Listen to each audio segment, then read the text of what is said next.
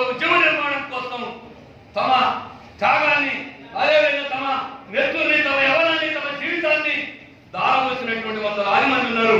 అన్ని పేర్లని సందర్భంగా మన స్మరణకు రావచ్చు.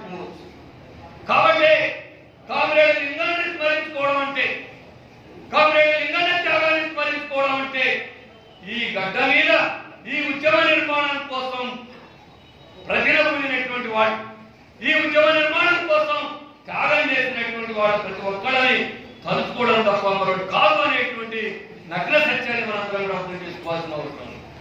కామ్రేడ్ లింగన్న ఎందుకు చంపారు? మీరు ఎప్పుడో డిగ్రీ చదువుతున్నప్పుడు పద్యాన్ని పదే పదే పాడేవాడు. 2-4 మందికి గుండాలు గండ్రాలు విసిరే సీమ మనది అని చెప్పి, 2-4 మందికి గుండాలు గండ్రాలు విసిరే సీమ మనది, క్షేమం అవివాద్యం అంటే జైలు రోడ్డు నడిచే సీమ మనది అని చెప్పి.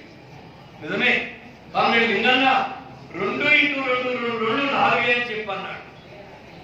అదేవిధంగా కష్టజీవులు ఎవరైతే ఉన్నారో రైతులు, కూలీలు, ఆదివాసులు, దళితులు, పేదలు, ఈ దేశంలో సంపద సృష్టించేవాళ్ళు, బొగ్గులు తీసేవాళ్ళు, పంటలు తీసేవాళ్ళు, ఎవరైతే ఉత్పత్తులు చేసేటువంటి వాళ్ళు ఉన్నారో ఈ దేశంలో అన్యాయం జరుగుతుంది. వాళ్ళకి శ్రమ ఒక్కటైతే దోపిడీ మరొకటి చేస్తున్నారు, సంపదలు మరొక పక్షాన ఉన్నాయి అనేటువంటి ఏ వర్గ పోరాట సిద్ధాంతం అయితే ఉన్నదో, ఏ పీడిత ప్రజల వర్గ పోరాట సిద్ధాంతం ఏదైతే ఉన్నదో దాన్ని నమ్మి ఈ వర్గ దోపిడీ రద్దు కావాలని, ఈ వర్గ దోపిడీ రద్దు కావాలంటే భూస్వాములు, పెట్టుబడిదారులు, సామ్రాజ్యవాదులు, కార్పొరేట్ కంపెనీలు ఏదైతే ఉన్నాయో ఈ దేశ వనరులన్నింటినీ దోపిడీ చేస్తా ఉన్నాయి.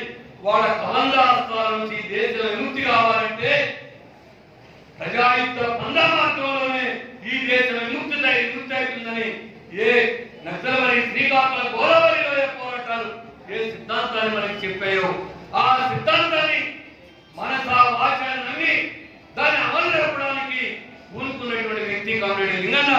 అందుకే రాజ్యానికి శత్రువు అయ్యాడు, పోలీసులకు శత్రువు అయ్యాడు, ప్రజా వ్యతిరేకులకు శత్రువు అయ్యాడు, పీడిత ప్రజలకు ఆరాధ్య నాయకుడు అయ్యాడు అనేటువంటి ఇది కూడా వర్గ స్పృహల నుంచి వస్తుంది అనేటువంటిది మనం అర్థం చేసుకోవాల్సినటువంటి అవసరం ఉంది.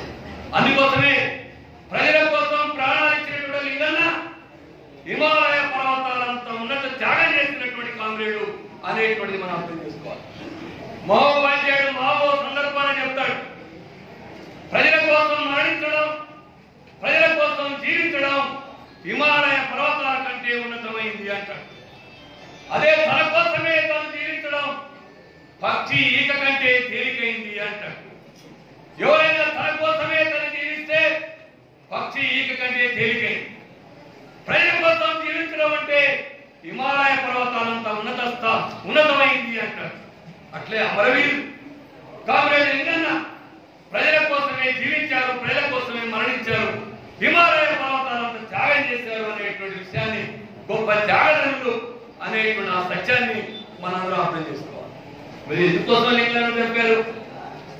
ఇలా మనం చూస్తే దేశంలో, రాష్ట్రంలో విచిత్రమైనటువంటి పరిస్థితి మనకి ఏర్పడుతూ ఉన్నాయి. ఇంతకుముందు చెప్పానే, లింగన్నని స్మరించుకోవాలంటే ఒక నేరస్తుడికి సంస్మరణ సభలు అని పోలీసు యంత్రాంగం ప్రశ్నిస్తా ఉంది. అది ఉండి ఎలా దేశంలో ఎలా 20 రోజులకు పైగా దాదాపు 25 రోజుల నుంచి కర్ఫ్యూ చేయడం, బయటికి వెళ్ళనీయకుండా, ఎవరిని బయటికి రానియకుండా, షాపులు చేయకుండా, ఇంటర్నెట్ బంద్ చేసి, టెలిఫోన్ బంద్ చేసి, ల్యాండ్ లైన్లు బంద్ చేసి, పత్రికలు బంద్ చేసి, టీవీలు బంద్ చేసి ఒక చీకటి ప్రపంచంగా మార్చి ఇలా కాశ్మీర్లో చీకటి రాజ్యాన్ని ఏర్పాటు చేసినటువంటి నరేంద్ర మోడీ, అమిత్ షా చెబుతున్నారు. అయోని కాశ్మీర్ గురించి మాట్లాడితే, కాశ్మీర్లో సైన్య అరాచకాల గురించి మాట్లాడితే, కాశ్మీర్లో బీజేపీ చేస్తున్నటువంటి ఆగడాన్ని ప్రశ్నిస్తే, కాశ్మీర్లో చనిపోయిన 50,000 మందిని వాళ్ళ బతుకులేమిటి అని ప్రశ్నిస్తే మీరు పాకిస్తాన్ ఏజెంట్లు అని మాట్లాడుతున్నారు.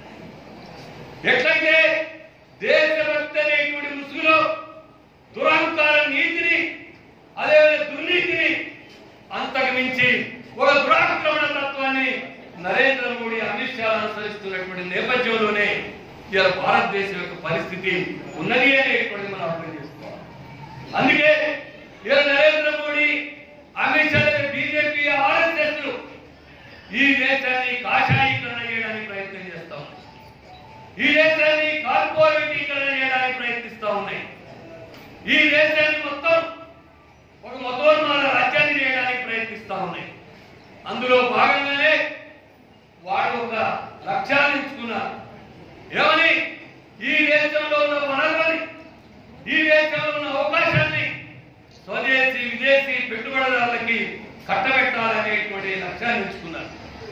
దానికి అనుగుణంగానే దేశంలో కులాల పేరుతో తగాదాలు పెట్టాలి, మతాల మధ్య మంటలు రాజేయాలి, దేవుడి పేరుతోని గుర్తుకులు నరుక్కునేటట్టుగా కత్తులు తీసుకొని నరుక్కునేలాగా విద్వేషాలు రెచ్చగొట్టాలి.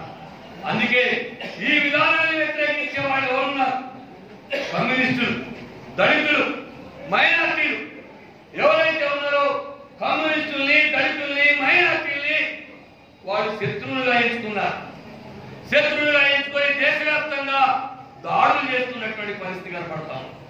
అందుకే కమ్యూనిస్టుల్ని, కమ్యూనిస్టు ఉద్యమాల్ని, ప్రజాస్వామిక సంస్థల్ని, ప్రజాస్వామిక ప్రక్రియల్ని మొత్తం కూడా శత్రువులుగా భావిస్తున్నటువంటి పరిస్థితి ఇలా నరేంద్ర మోడీ ప్రభుత్వం చూస్తాం. ఓ కొత్త ఆర్థిక సంక్షేమం ముందుకొస్తా ఉన్నది, మహామాన్యం ముందుకొస్తా ఉన్నది, ఆటోమొబైల్ పరిశ్రమ సంక్షోభాన్ని ఎదుర్కొంటా ఉన్నది, ఉద్యోగాలు పోతున్నాయి, ఒక్కొక్క నెల మీద ప్రభావం పడుతున్నది.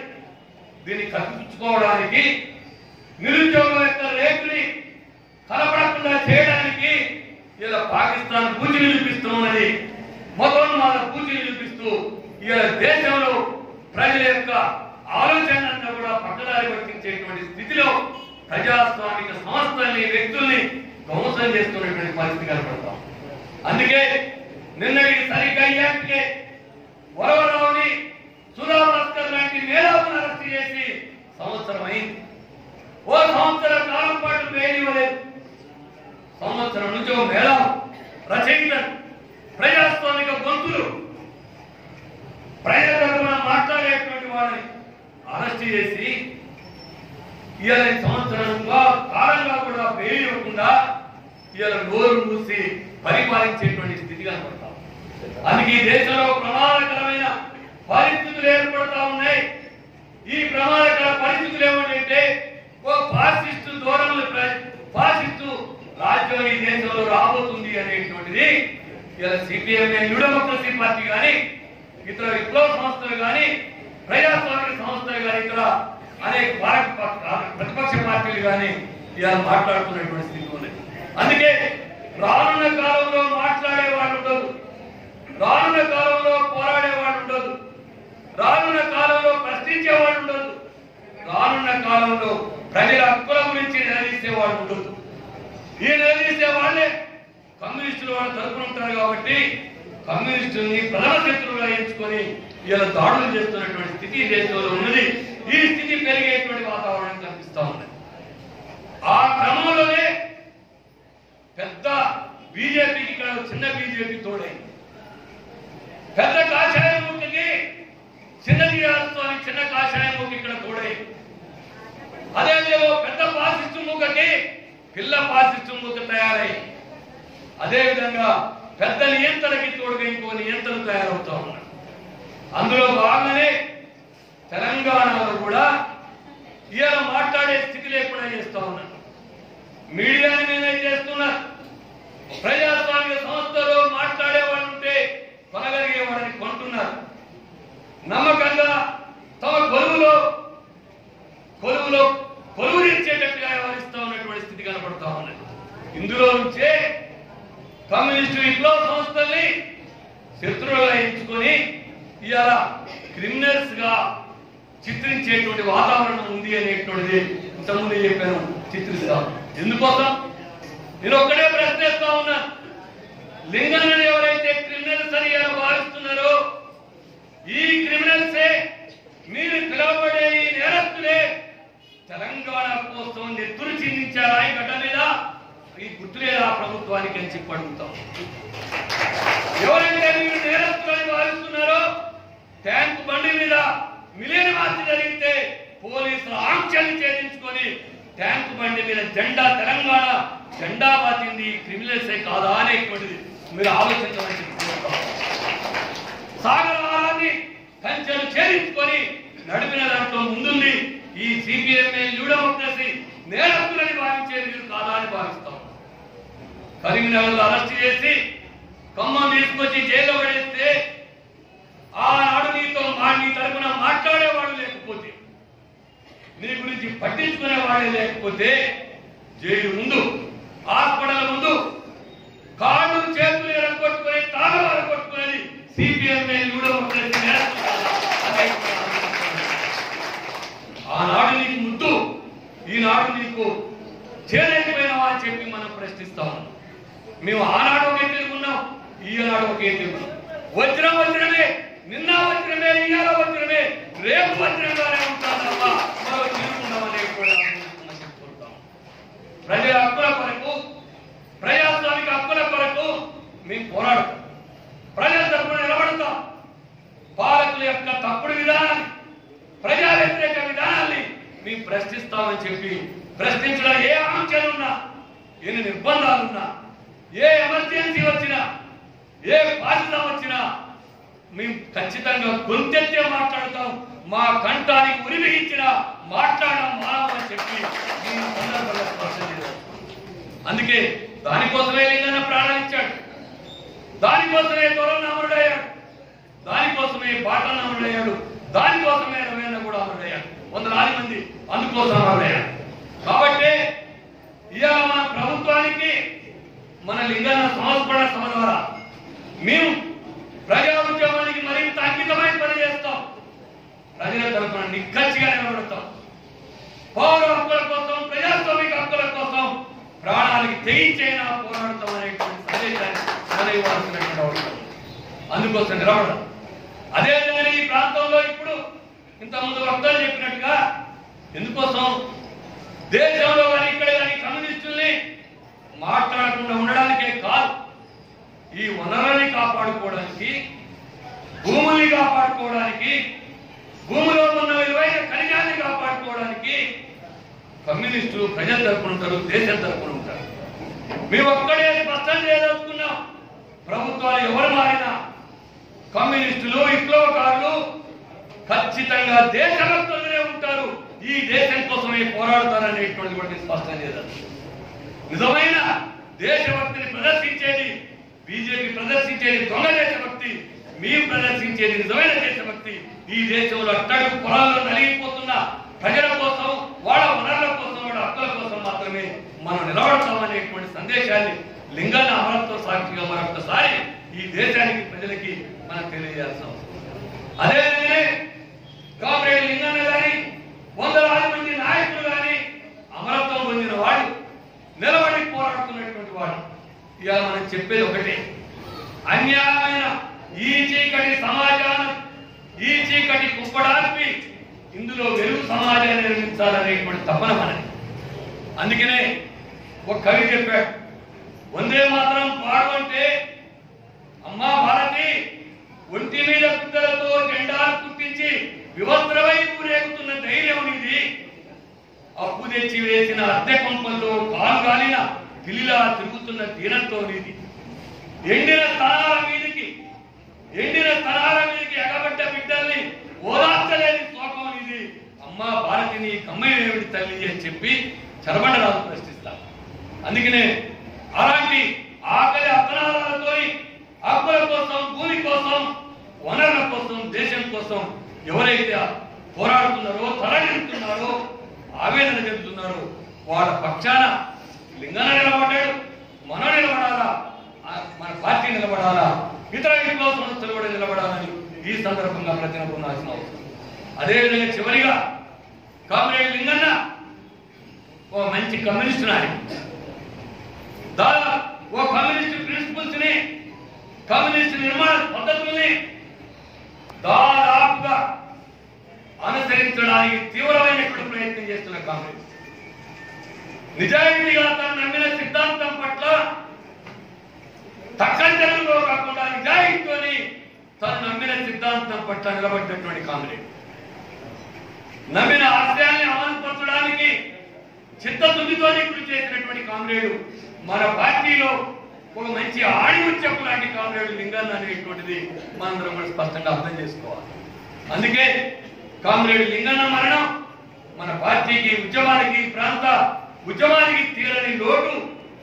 ఆ లోటుని పూడ్చుకోవడం అంటే, ఆయన స్మరించుకోవడం అంటే, ఆయన అమరత్వాన్ని గుర్తు చేసుకోవడం అంటే, ఆయన ఏ సోషలిస్టు లక్ష్యాన్ని అయితే నమ్మాడు, ఏ ప్రజాయుద్ధ పొందాల రాజకీయాన్ని అయితే నమ్మాడు, ఈ దేశం ఏ దోపిడీ వర్గాల నుంచి, సామ్రాజ్యవాదం, పెట్టుబడిదారీ వర్గాల నుంచి, భూస్వామి వర్గాల నుంచి ఈ దేశం విముక్తి కావాలని చెప్పి కోరాడు. ఈ దేశంలో వనరులు కాపాడాలి, గుండాల నుంచి ఇక్కడ దాకా ఓసీల పేరుతో బొందరగట్టుగా మారుస్తున్నటువంటి వనరులు దోచే కార్పొరేట్ కంపెనీలకు వ్యతిరేకంగా దేనికోసమైతే నిలబడాలని చెప్పి కోరుకున్నాడు. అదేవిధంగా ఆదివాసులు సేద్యం చేసుకుంటున్న కోడి భూములకు పట్టాలు కావాలని ఎలాంటి బలమైనటువంటి పోరాటాలను నిర్మించాడు. ఈ పోరాటాలన్నింటినీ, ఈ ఆశయాలన్నింటినీ ఆదర్శంగా తీసుకొని ఆచరించడమే మన యొక్క లక్ష్యం. ఆచరించడమే లింగన కల్పించే నిజమైన ఇవ్వాలి అని చెప్పి ఈ సందర్భాన్ని గుర్తుంచుకోవాలి. అదేవిధంగానే ఇవాళ దేశంలో, రాష్ట్రంలో ఒక మొత్తం చీకటి యుగంగా మారిపోతున్నటువంటి ఈ కాలంలో, ప్రజాస్వామిక సంస్థలన్నీ విధ్వంసం అవుతున్నటువంటి ఈ కాలంలో, ప్రజాస్వామిక విలువని నిలబెట్టడానికి, ప్రజల్ని ఉద్యమానికి నడిపించడానికి, ప్రజల్ని పోరాటాన్ని నడిపించడానికి, ప్రజలకి ఒక మంచి నాయకత్వాన్ని ఇవ్వడానికి, ప్రజలకి ఒక విప్లవ నాయకత్వాన్ని ఇవ్వడానికి, ప్రజల్ని మరింత చైతన్యవంతంగా ప్రజల భాగస్వాములయ్యే విధంగా ప్రతి పోరాటంలో వేల మంది ప్రజలు భాగస్వాములయ్యే విధంగా మనం వాళ్ళని ముందు తీసుకుపోవడానికి ఈ సందర్భంగా ప్రతినపూరణమే కామ్రేడ్ లింగానికి అర్పించేటువంటి నిజమైన నివాళి అని చెప్పి మనం ఈ సందర్భంగా అర్థం చేసుకోవాలి.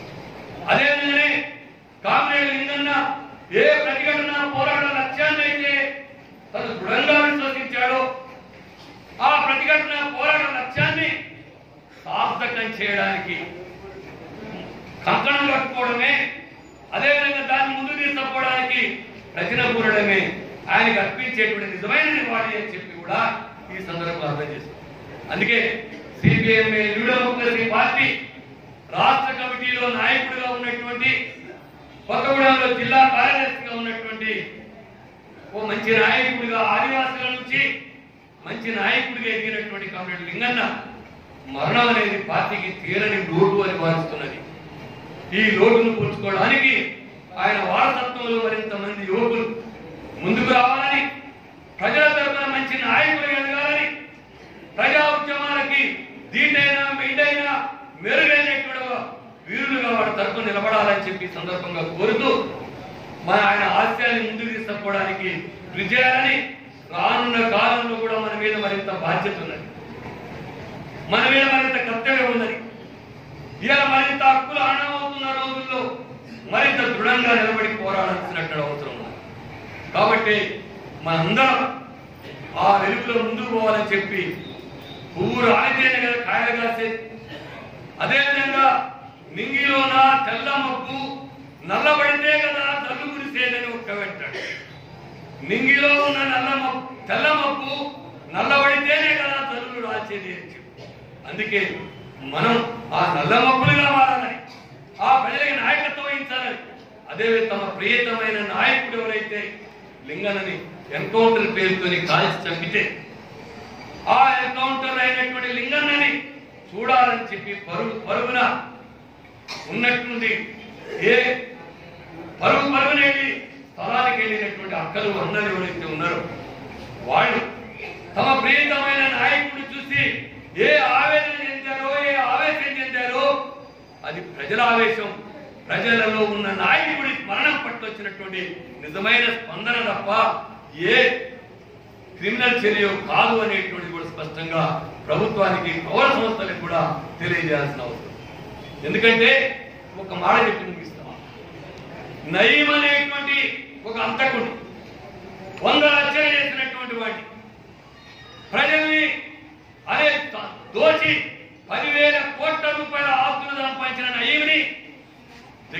నైముల్ని రక్షించి పోలీస్ వ్యవస్థ ప్రభుత్వాలు కాపాడి ఈ ప్రభుత్వాలు నైముల్ని రక్షిస్తాయి, లింగననేమో హత్య చేస్తాయి. స్వార్థం లేకుండా ప్రజల తరపున నిజాయితీగా పోరాడే లింగననేమో హత్య చేస్తాయి, నయములనేమో చంకనెత్తుకొని కాపాడుతాయి. అందుకని ఇది నయముల రాజ్యం, లింగన్నలని హత్య చేసే రాజ్యం. కాబట్టి లింగన్నలని బతికించుకోవాలంటే ప్రజా ఉద్యమాన్ని మరింత బలోపేతం చేయడానికి మీరంతా ముందుకు రావాలని, పార్టీని బలోపేతం చేయాలని, ప్రజా ఉద్యమాన్ని విప్లవోద్యమాన్ని మరింత బలోపేతం చేయాలని కోరుతూ కాబట్టి లింగన్నకి లాల్ సలాం విప్లవ ద్వారా తెలియజేస్తూ కుటుంబానికి సంతాపాన్ని తెలియజేస్తున్నారు.